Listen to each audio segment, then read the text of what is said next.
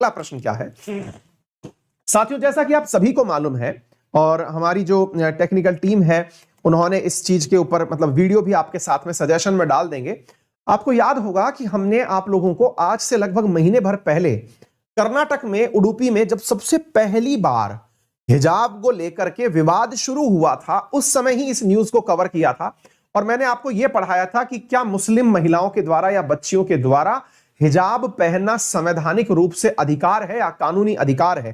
Technical team चाहे तो comment box के अंदर उस वीडियो को पिन कर सकती है। मैंने मुश्किल से मतलब पढ़ाया है, कुछ दिन हो गए हैं पढ़ाए हुए। वो उस समय की बात है जब यह विवाद कर्नाटक में शुरू हुआ था। अब यह बात आगे बढ़ चुकी है, बात आगे यह बढ़ चुकी है। शुरुआत में मुद्दा शुरू हुआ था जहां से वो ये था कि कर्नाटक के एक कॉलेज के अंदर, स्कूल के जो कॉलेज होते हैं उनके अंदर 6 बच्चियों को स्कूल में हिजाब पहनने के ऊपर परमिशन नहीं दी गई थी आने की अंदर स्कूल के अंदर। अब यह मामला इतना आगे तक बढ़ चुका है कि ये बच्चियां स्कूल में हिजाब लगा के आना शुरू हुई तो फिर हिंदू समुदाय के बच्चों के द्वारा गले में भगवा कलर का स्कार्फ डाल के आना शुरू हो गया। यानी कि कर्नाटक के अंदर स्थिति जो है वो बहुत ज्यादा तरीके से आगे बढ़ना शुरू हो गई है। यानी कि कर्नाटक में अब जो दृश्य हो रहा है वो हिजाब वर्सेस भगवा हो रहा है। भगवा बोले तो साहब जो हिंदू मान्यता के व्यक्ति हैं, बच्चे हैं, छात्र हैं, वो अपने गले में भगवा वस्त्र धारण करके घूम रहे हैं। ये देख लीजिए, कमेंट बॉक्स में टेक्निकल टीम ने पिन भी कर दिया है। आप चाहें तो इस वीडियो को बाद में भी देख सकते हैं, फिलहाल के लिए इस बात को सुने। और वहीं दूसरी तरफ जो है मुस्लिम बच्चियों के द्वारा जो है वो हिजाब पहन करके आया जा रहा है। क्या है ये पूरा मसला, आइए बात करते हैं। क्योंकि कर्नाटक सरकार के द्वारा 3 दिन के लिए स्कूल बंद कर दी गई हैं। साथ में हाईकोर्ट ने, कर्नाटक हाईकोर्ट ने शांति की अपील की है। कर्नाटक हाईकोर्ट में इस विषय को लेकर के ये 6 बच्चियां हाईकोर्ट में गई हैं और फ्रीडम ऑफ रिलीजन को लेकर के, धार्मिक स्वतंत्रता के मूल अधिकार जो कि आर्टिकल नंबर 25 क्लॉज 1 में लिखा है, उस विषय को लेकर के इन्होंने हाईकोर्ट का डोर खटखटाया है और पूछा है कि क्या हिजाब पहनना हमारा संवैधानिक अधिकार है अथवा नहीं। इस विषय पर सुनवाई शुरू हो चुकी है। कर्नाटक हाईकोर्ट ने पूरे कर्नाटक के अंदर शांति की अपील की है। ये यहां का रो जो है, इन दोनों के बीच का विवाद इतना भड़का कि मध्य प्रदेश के अंदर भी अब सरकार के द्वारा आदेश जारी करके कहा गया है कि सरकारी स्कूलों के अंदर हिजाब पहनना मना है। स्कूलों में विद्यार्थी बच्चियां जो है वो हिजाब पहन के नहीं आएंगी। अगर आप में से कोई जानना चाहता है कि हिजाब क्या होता है, अगर आप इस विषय में बिल्कुल नए हैं तो मैं आपको बता दूं कि मुस्लिम बच्चियों और महिलाओं के द्वारा अपने सिर को ढकने के लिए जो वस्त्र पहने जाते हैं उन्हें आप हिजाब कहते हैं। एक concept that emphasises on modesty, it is applicable to both man and woman. मतलब मॉडेस्टी को दर्शाने के लिए आप सिर पर जो कपड़ा पहनते हैं उसे हिजाब कहते हैं। इस हिजाब को लेकर के कर्नाटक के अंदर विवाद हो रहा है। यह विवाद किस लिए हो रहा है, अब हम उसके पीछे भी चलते हैं। साथियों, जैसा कि कहा जा रहा है विवाद के दौरान कि बच्चियां हिजाब इसलिए पहनती हैं क्योंकि कुरान के अंदर लिखा हुआ है, यानी मुस्लिम धार्मिक मान्यताओं के अंदर हिजाब का पहनना लिखा गया है, इसलिए हिजाब पहना जा रहा है। तो वहीं पर स्कूल प्रशासन का कहना है कि स्कूल के अंदर यूनिफॉर्म का अर्थ होता है एक जैसी ड्रेस पहन के आना कहा गया है। तो हिजाब पहनना यूनिफॉर्म के खिलाफ है, इसलिए इन्हें परमिशन नहीं दी जा रही है। अब आप जानना चाहेंगे कि क्या देश में आज से पहले भी ऐसा हुआ है? कुछ ऐसे वीडियोस भी वायरल हुए जिसमें कि एक समूह के द्वारा जय श्री राम के नारे लगाए गए। वहीं दूसरी तरफ एक बच्ची है जिसका काफी ज्यादा वीडियो वायरल हो रहा है, जो अल्लाहू अकबर कहते हुई सेल्फ डिफेंड करती हुई पाई। एक बच्ची के चारों तरफ कुछ हुजूम लड़कों का उठते हुए आ रहा है जो जय श्री राम चैंटिंग करता हुआ आ रहा है। वहीं पर वो लड़की जो है वो अल्लाहू अकबर बोलते हुए आ रही है। और यहां पर ये ट्विटर पर ये वीडियो है जो हम आपके साथ में दिखा रहे हैं, ये काफी ज्यादा वायरल हो रहा है। इसके सामने कुछ लड़के हैं और ये लड़की स्कूल का वीडियो है, कॉलेज का वीडियो है। ये लड़की अल्लाहू अकबर बोल रही है और इस वजह से ट्विटर के टॉप ट्रेंडिंग में सेकंड हाईएस्ट पर अल्लाहू अकबर पहुंच गया। और ये इस प्रकार से मतलब काफी ज्यादा तरीके से मार्केट के अंदर इस समय निकल के आ रहा है। आप देख सकते हैं कि स्कूल के बच्चे जो हैं, कॉलेज के बच्चे गलों में स्कार्फ डालकर भगवा कलर का घूम रहे हैं। वहीं पर मुस्लिम बच्चियां सिर पर स्कार्फ लगा करके कॉलेज कैंपस में उडुपी डिस्ट्रिक्ट के अंदर घूम रही हैं। हिजाब के चलते हुए कर्नाटक ने बैन कर दिया है clothes that disturb public order harmony in educational institutions. इसके चलते हुए कर्नाटक सरकार ने कहा है कि वो कपड़े पहनना प्रतिबंधित है जिनके चलते हुए सामाजिक सामंजस्य जो है वो बिगड़ता हो, कम्युनल सामंजस्य बिगड़ता हो, उनको बैन कर दिया गया है। Amid raging controversy over wearing hijab, Karnataka government has said cloth which disturb equality, integrity and public law and order should not be worn in school and colleges। अब आपको यह मसला समझना चाहिए। मसला इसलिए समझना चाहिए क्योंकि हिजाब का जो मसला है इसको पढ़ाया कैसे गया, हिजाब क्या है, इसको लेकर के मैं कुछ बातें आपको संवैधानिक रूप से पहले भी बता चुका हूं। भारत की संविधान की व्याख्या में जब हम फंडामेंटल राइट्स पर पहुंचते हैं, आर्टिकल 25 क्लॉज 1 में पहुंचते हैं, तो वहां पर पाते हैं कि लिखा हुआ है कि फ्रीडम ऑफ मतलब राइट, जो रिलीजियस फ्रीडम की जब हम बात लिखते हैं तो रिलीजियस फ्रीडम में हम लोग लिखते हैं कि धर्म के अंदर हमारे द्वारा प्रोफेस करना, प्रैक्टिस करना, प्रोपोगेट करना हमारे धार्मिक स्वतंत्रता के दायरे में आता है। हिजाब के पहनने पर टेक्निकली मुस्लिम मान्यताओं के अनुसार ही नहीं अपितु केरल हाईकोर्ट के एक निर्णय के अनुसार भी यह मान्य है, रिलीजियस फ्रीडम के तहत मान्य है। लेकिन आर्टिकल 25 के अंदर जो रीजनेबल रेस्ट्रिक्शंस दिए गए हैं उसमें लिखा है कि फ्रीडम ऑफ रिलीजन तभी तक वैलिड है जब तक लॉ एंड ऑर्डर प्रभावित ना होता हो। देखिए, यह विषय छोटा मोटा विषय नहीं है, इसके अंदर बहुत ज्यादा गहराई है। आप इस विषय को समझने का प्रयास करें। मैं आपके सामने कुछ तथ्यात्मक जानकारी रखता हूं। आपके सामने जो वीडियो पिन किया गया है यह समझाने के लिए पर्याप्त है कि केरल हाईकोर्ट ने एक बार अपने फैसले में 2016 का मसला है, जिस समय केस था आमना बिंट बशीर नाम की एक महिला थी जिसने पीएमटी सीबीएसई के द्वारा जो पीएमटी का एग्जाम लिया जाता है उस पर सीबीएसई के द्वारा एक नोटिफिकेशन निकाला गया था और कहा गया था कि एग्जाम के अंदर महिलाओं के द्वारा, बच्चियों के द्वारा ऐसे वस्त्र नहीं पहने जाएंगे जिससे चेकिंग में दिक्कत हो। महिलाओं को हाफ स्लीव्स की ड्रेस पहन के आनी होगी, चप्पल पहन के आना होगा, सलवार पायजामा पहन के आना होगा। ऐसी स्थिति में मुस्लिम बच्चियों के द्वारा या समुदाय के द्वारा हाईकोर्ट का दरवाजा खटखटाया गया और कहा गया कि सीबीएसई ने हमें हिजाब पहनने से इनकार किया है। ऐसी स्थिति में केरल हाईकोर्ट के द्वारा फैसला दिया गया और कहा कि हमने कुरान के अंदर वो पंक्ति पढ़ी है जिसमें यह लिखा गया है कि महिलाओं को सिर ढककर रखना चाहिए।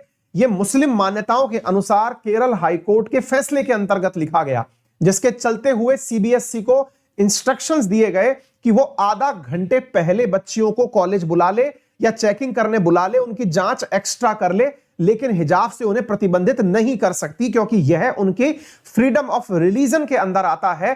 फ्रीडम ऑफ रिलीजन भारत के संविधान का पार्ट 3 कॉन्स्टिट्यूशन के अंदर आर्टिकल 25 के अंदर लिखा हुआ है कि हर व्यक्ति को अपने धर्म को प्रैक्टिस करने का, प्रोफेस करने का, मानने का अधिकार दिया गया है। तो ऐसी स्थिति में इन्हें आप रोक नहीं सकते। लेकिन अब बड़ा सवाल यह बनता है कि क्या हिंदू मान्यताओं के अंदर भगवा वस्त्र धारण करना कहीं पर लिखा हुआ है, धार्मिक मान्यताओं में कहीं मेंशन है? पहला सवाल तो यह बनेगा, क्योंकि अल्टीमेटली कर्नाटक हाईकोर्ट में यह विवाद गया हुआ है। अब आप पूछेंगे कि जब केरल हाईकोर्ट यह बोल चुकी है कि महिलाओं को हिजाब पहनने से आप रोक नहीं सकते, तो ऐसी स्थिति में कर्नाटक सरकार ने इसके ऊपर बैन कैसे लगा दिया? कर्नाटक सरकार ने कहा है कि हिजाब या फिर कोई भी धर्म का प्रदर्शन करने वाला वस्त्र आप कॉलेज अथवा स्कूल में नहीं पहन सकते। फिर इन्होंने यह स्टैंड कैसे ले लिया? आंसर सुनिएगा। जब आर्टिकल 25 को ध्यान से पढ़ते हैं तो आर्टिकल 25 की व्याख्या में रीजनेबल रेस्ट्रिक्शंस लिखे हुए हैं। उन रीजनेबल रेस्ट्रिक्शंस में लिखा हुआ है कि आपके धर्म के प्रयास से अगर लॉ एंड ऑर्डर को कोई नुकसान पहुंचता है, यहां पर ध्यान से समझने की बात यह है रीजनेबल रेस्ट्रिक्शंस के अंदर कि यदि आपके धर्म के प्रयास से किसी भी प्रकार का वो उत्पन्न होता है, लॉ एंड ऑर्डर का इशू उत्पन्न होता है, तो सरकार फिर उसके बारे में विचार कर सकती है। कहने का अर्थ यह हो गया कि कोई भी कार्य आप करें लेकिन उसकी वजह से लॉ एंड ऑर्डर का विषय प्रभावित नहीं होना चाहिए। यानी कि यहां लिखा है subject to public order, morality and health and to other provisions of this part are all persons are equally entitled to freedom of conscience and right to freely profess, practice and propagate religion. Nothing in this article shall affect the operation of any existing law or prevent the state for making any law. Clear है? तो यहां पर जो सबसे important बात article 25 में निकल के आती है वो ये है कि कोई भी कानून अगर आपके लॉ एंड ऑर्डर को बिगाड़ता हुआ पाया जाता है तो उसे रोक दिया जाएगा। तो अब ध्यान से सुनिए कि यहां पर हो क्या रहा है। कर्नाटक सरकार ने इसलिए अपने द्वारा जो लाइन बोली है वो क्या बोली है, कर्नाटक सरकार ने बोला है कि कर्नाटका ने बैन कर दिया है कपड़ों को जो पब्लिक ऑर्डर को डिफेंड कर रहे हैं, बिगाड़ रहे हैं। और देखिए इस आर्टिकल के अंदर जो पहली पंक्ति लिखी गई है वो सब्जेक्ट टू पब्लिक ऑर्डर लिखी गई है। यही मैं आपको दिखाना चाहता हूं। आर्टिकल, ये ब्लर हो रहा है, ये मैं बोल के सुना रहा हूं, आप इसको सुन लीजिएगा। इसमें freedom of conscience and profess practice and propagation religion में लिखा है सब्जेक्ट टू पब्लिक ऑर्डर, यानी कि आम की कानून व्यवस्था को बनाए रखने में। अगर कानून व्यवस्था बिगड़ती है तो कानून व्यवस्था बिगड़ने पर आप इस चीज को मूल अधिकार से ऊपर ले जा सकते हैं। तो कर्नाटका सरकार हिजाब को अगर बैन कर रही है तो उनके पास कानूनी रूप से एक अधिकार उपलब्ध हो गया। क्या स्कूल के अंदर हिजाब वर्सेस भगवा का जो द्वंद्व शुरू हुआ उसे वो ये दर्शाना चाह रहे हैं कि हमारे यहां पर कानून व्यवस्था बिगड़ गई है। किसी विशेष वस्त्र के पहनने से कानून व्यवस्था बिगड़ी है, किसी धर्म प्रकार की मान्यताओं को फॉलो करने से व्यवस्था बिगड़ी है, इसलिए हम लॉ बनाते हैं कि हिजाब कोई नहीं पहनेगा, ना केवल हिजाब बल्कि गले में स्कार्फ भी कोई नहीं डालेगा। ऐसा कहते हुए कर्नाटक ने अपने गेम को सेफ प्ले कर दिया। यहां के मुख्यमंत्री ने बकायदा 3 दिन के लिए स्कूल कॉलेजेस सब बंद करवा दिए हैं, यह कहते हुए कि पब्लिक ऑर्डर बिगड़ रहा है। और ऐसे कहते हुए कर्नाटका सरकार के द्वारा यह कार्य कर दिया गया है। अब यहां पर यह विचार जो है ये 2 बार उठा दिया गया है। अब यहां पर मुस्लिमों की तरफ से जो गए हुए वकील हैं उन्होंने बकायदा कुरान की एक वर्स है जिसका नाम है 24.31 एंड वर्स 24.33, उसको दिखाते हुए कहा है कि यहां पर मुस्लिम महिलाओं का सिर ढकना जो है वो महिलाओं के लिए जरूरी है। तो अब ये मुद्दा जो है ये पूरी तरह से अब पॉलिटिकल हो चुका है। कर्नाटक के एजुकेशन मिनिस्टर ने कहा कि हिजाब जो है वो यूनिफॉर्म का हिस्सा नहीं है और ये जो अनफॉर्चुनेट विषय है। अच्छा, अब ऐसी स्थिति में अपोजिशन का कहना क्या है। अपोजिशन, कर्नाटका में सरकार जो है वो एनडीए सरकार है। एनडीए सरकार बोले तो जो केंद्र में सरकार है उन्हीं की कर्नाटक में सरकार है। इसमें अपोजिशन का क्या कहना है। अपोजिशन का कहना है कि हम कल्चरल डाइवर्सिटी को नहीं खो सकते। कल्चरल डाइवर्सिटी का मतलब यह हुआ कि हमारे यहां पर तमाम प्रकार के देश के अंदर लोग रहते हैं, विभिन्न मान्यताओं को मानने वाले लोग रहते हैं, तो हम उन्हें दरकिनार नहीं कर सकते। अब मैं आपको यहां पर एक सुप्रीम कोर्ट का फैसला बताता हूं, आप उसे सुने और उसके साथ में इस घटना को जोड़ें। सुप्रीम कोर्ट ने वर्ष 2016 में एक मुस्लिम एयरमैन को दाढ़ी रखने से इनकार कर दिया। अब ध्यान से सुनिएगा, मुस्लिम एयरमैन को दाढ़ी रखने से इनकार कर दिया और इसके पीछे कारण माना कि सशस्त्र बल अधिनियम 1964 में बाल बढ़ाना प्रतिबंधित है। यह कहते हुए सुप्रीम कोर्ट ने कहा कि जब किसी धर्म के अंदर विशेष रूप से बाल बढ़ाने का ही प्रावधान ना लिखा हो, जैसे सिखिज्म में लिखा हुआ है कि जो सिख व्यक्ति हैं उन्हें अपने 5 नियम पूरे करने हैं, जिसमें से केश, कंघा, कृपाण, ये जो शब्द यूज किए गए हैं, तो धर्म की व्याख्या के अंदर ही सिख के अंदर केश वर्ड मेंशन है, तो ये उसकी रिलीजियस आइडेंटिटी का हिस्सा बन चुका है। ऐसा कहते हुए सुप्रीम कोर्ट ने सिख व्यक्तियों को तो टर्बन रखना अलाउ किया, लेकिन मुस्लिमों को दाढ़ी रखने से प्रतिबंधित कर दिया। यह सुप्रीम कोर्ट का वर्ष 2016 का वो है फैसला है। इसी प्रकार से केरला हाईकोर्ट के द्वारा हिजाब के मामले पर वर्ष 2016 में आमना सिंह बशीर बनाम CBSC केस 2016 में कहा गया कि महिलाओं का बुर्का पहनना संवैधानिक अधिकार है, क्योंकि यह उनके फ्रीडम ऑफ रिलीजन आर्टिकल 25 के अंदर उनके धर्म को प्रोपोगेट करने, प्रोफेस करने, प्रैक्टिस करने के काम में आता है। फिर आप पूछेंगे तो आर्टिकल 25 में मेंशन है तो उसका आधार क्या माना उन्होंने कि यह धर्म का हिस्सा है, तो उन्होंने कुरान को इसका आधार माना। लेकिन केरल हाईकोर्ट एक बार अपने ही फैसले के अंदर लपेटे में आ गई। वर्ष 2018 का मुझे एक फैसला मिला जिसमें फातिमा तस्नीम बनाम केरल सरकार 2018 का मामला निकला, जिसमें केरल हाईकोर्ट के द्वारा कहा गया कि संस्था के सामूहिक अधिकार वर्सेस व्यक्तिगत अधिकारों में किसी संस्था के सामूहिक अधिकारों को वरीयता दी जाएगी। अर्थात अगर कोई संस्था कहती है कि हमारे यहां पर हिजाब पहनना मना है, तो ऐसी स्थिति के अंदर आप किसी व्यक्तिगत की मांग को नहीं मान सकते। अर्थात केरल के अंदर यह जो मसला था, जो सिंगल पीठ में गया था, उस मसले के अंदर 2018 के अंदर मुस्लिम मान्यताओं को दरकिनार किया गया था।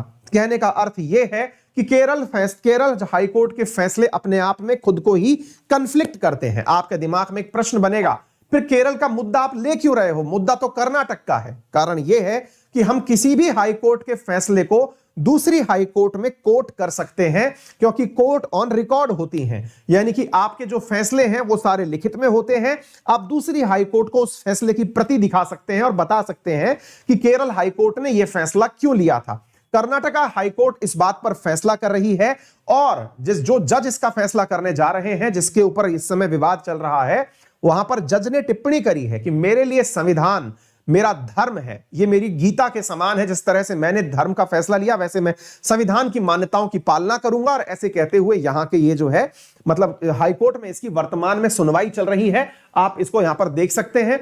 एमपी के, अच्छा यही जो विवाद है अब ये आगे बढ़कर के अब एमपी तक भी पहुंच चुका है। मध्य प्रदेश के अंदर क्या स्थिति है मैं वो भी बता दूं। मध्य प्रदेश के मिनिस्टर ने हिजाब बैन के गवर्नमेंट के अंदर, government will bring dress code policy in schools, तो ये वहां से निकल करके कल पहुंच गया मध्य प्रदेश। कर्नाटक का विवाद था, कर्नाटक के अंदर जो हिजाब वर्सेस भगवा चल रहा था, ये निकल करके अब कहां आ पहुंचा है? ये आ पहुंचा है मध्य प्रदेश। और मध्य प्रदेश में आकर के वहां के मंत्री, जो एजुकेशन मंत्री हैं, उन्होंने भी कहा कि हमारी सरकारी स्कूलों के अंदर भगवा नहीं, ये हिजाब नहीं चलेगा और इसको हम यूनिफॉर्म के अंदर अलाउ नहीं करेंगे। अब आपके दिमाग में एक सवाल आएगा, सर भारत एक सेक्युलर कंट्री है, फिर सेक्युलर कंट्री होने के नाम पर हिजाब बैन कहां तक युक्त है या फिर कहां तक सही है? तो फिर एक आंसर यहां पर जो अपोजिशन है वो देता है। अपोजिशन मतलब ये हुआ हिजाब बैन करने वाले लोग देते हैं, क्योंकि पक्ष, सवाल का पक्ष और विपक्ष दोनों होता है। तो आंसर देते हैं कि जो फ्रांस है, फ्रांस के अंदर भी सेक्युलरिज्म है और वहां पर भी हिजाब पूरी तरह से प्रतिबंधित है। तो फिर भारत में और फ्रांस में अंतर कैसे हो सकता है? जब फ्रांस में पूरी तरह से सेक्युलर कंट्री होने के बावजूद हिजाब बैन है, तो भारत में सेक्युलर कंट्री होने के बाद भी हिजाब बैन क्यों नहीं है? इसके करने में दिक्कत क्या है? तो यहां पर समझने का प्रयास करिए। फ्रांस अपने आप को सकारात्मक नहीं अपितु नकारात्मक सेक्युलर कंट्री कहता है। अर्थात वहां पर सरकार यह निर्धारित करती है कि हम किसी की भी धर्म को मान्यता नहीं देते, यानी कि सबको समान रूप से रहना है। वहीं पर भारत कहता है कि हम भी किसी धर्म को मान्यता नहीं देते, यानी हमारा खुद का कोई धर्म नहीं है। लेकिन अगर कोई अपने धर्म की प्रैक्टिस करना चाहता है, प्रोपोगेट करना चाहता है, प्रोफेस करना चाहता है, तो हम उसे रोकेंगे भी नहीं।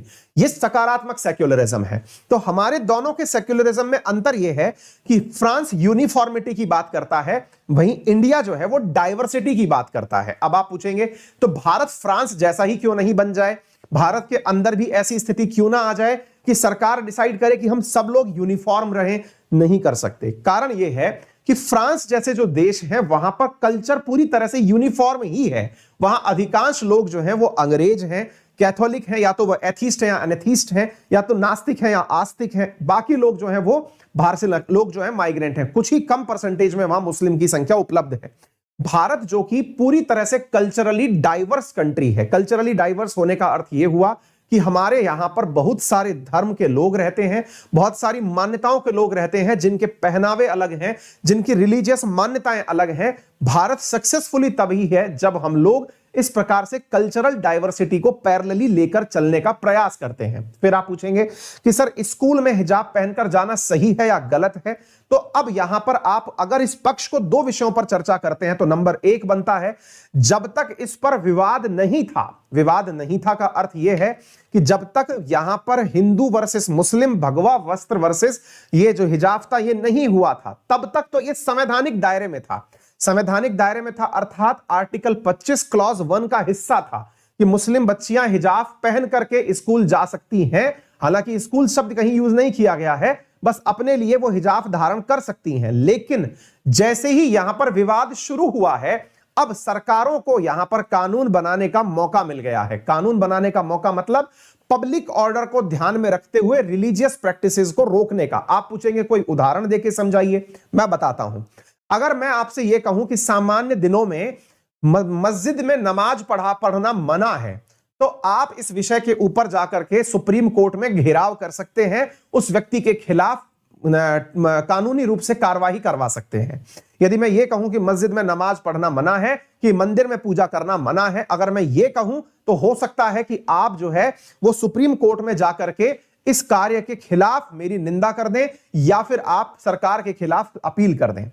लेकिन जैसे ही कोरोना आया और जैसे ही पेंडेमिक एक्ट एक्टिवेट हुआ, तो याद करिए एपिडेमिक एक्ट जैसे ही आया, महामारी अधिनियम चला, उस समय पर सरकार ने कहा कि ना तो मस्जिदों में नमाज होंगी और ना ही मंदिरों में दर्शन होंगे। ऐसी स्थिति में कोई भी व्यक्ति कहां नहीं जा सका, कोर्ट नहीं जा सका। सवाल पूछा क्यों नहीं जा पाए? कारण यह था क्योंकि हमारे आर्टिकल 25 में सबसे पहले जो शब्द मेंशन है वो है पब्लिक ऑर्डर, यानी कि कानूनी व्यवस्था, जनता का शासन जो व्यवस्था है ना, वो कानून व्यवस्था मेंटेन होते हुए काम होने चाहिए।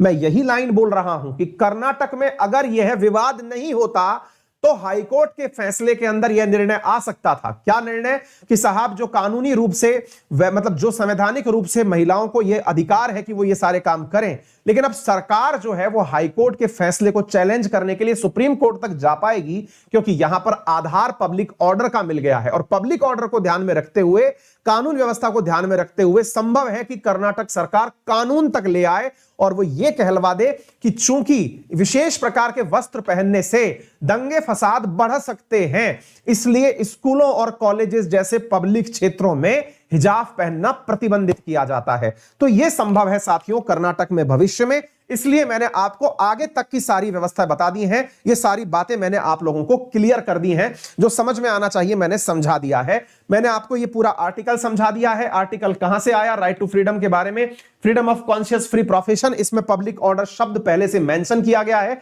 यह बात मैंने आपको बता दिया है। कर्नाटक के मिनिस्टर ने कहा हिजाब की वियरिंग पहनना जो है वो इनडिसिप्लिन्ड है। ये सारी बातें आप लोग देख सकते हैं। आर्टिकल 25 जिसके बारे में मैं बार बार कह रहा हूं, पब्लिक ऑर्डर सबसे ऊपर है। यह तथ्यात्मक जानकारी आपको याद रखनी चाहिए। ये सारी जानकारी जो मैंने आपको दी, ये सारी लिखित में आपके पास उपलब्ध है। बकायदा मैंने arm forces act, supreme court का फैसला, कर्नाटका केरल हाई कोर्ट के फैसले, ये सारी बातें मैंने आपको बता दी हैं। अम्मा बिष्ट बशीर, ये जो भी मामले मैंने आपको अभी कोट किए, ये सारी बातें मैंने लिख करके आपको दे दी हैं। यदि आपको ये जानकारी पसंद आ रही हो तो सेशन को शेयर करना जारी रखें अपने तमाम साथियों के साथ में। वीडियो पसंद आए तो लाइक करें, चैनल पर नए हैं तो सब्सक्राइब करें। अंकित 10 है जिसका यूज करके आप अनअकैडमी पर 10% डिस्काउंट प्राप्त कर सकते हैं। यदि आप अनअकैडमी पर 1 साल का सब्सक्रिप्शन कॉम्बो में लेना चाहते हैं तो 4500 रुपए का ऑफ चल रहा है 16 फरवरी तक। 51,471 रुपए में 1 साल का प्री प्लस मेंस का सब्सक्रिप्शन आपको मिल जाता है, साथ में ऑप्शनल भी मिलता है। यदि आप केवल प्लस कोर्स लेते हैं तो 59,000 रुपीज में आपको मिलता है। 7 से लेकर 16 फरवरी के बीच में आपके लिए अवेलेबल है। अगर 18 महीने का सब्सक्रिप्शन आप लेते हैं तो 76,000 रुपीज में आपको आइकॉनिक कॉम्बो दिया जा रहा है। अंकित 10 रेफरल कोड यूज करके आप इसको ले सकते हैं। आइकॉनिक रेफरल कोड के आइकॉनिक के अंदर पर्सनल कोच मिलता है, स्टडी प्लानर मिलता है, ओपन हाउस विद एडुकेटर्स मिलता है, मेंस के क्वेश्चन आंसर की प्रैक्टिस की जाती है। प्रॉपर तरीके से ये सारी चीजें आपको 0% इंटरेस्ट रेट के साथ उपलब्ध हैं। अगर आप चाहें तो इसके लिए लोन फैसिलिटी भी यूज कर सकते हैं। फिलहाल के लिए इतना ही। अपना ख्याल रखें, बड़ों का सम्मान करें, छोटों को प्यार दें, अपना व्यक्तित्व इस प्रकार से विकसित करें कि महिलाएं आपके साथ सुरक्षित महसूस करें।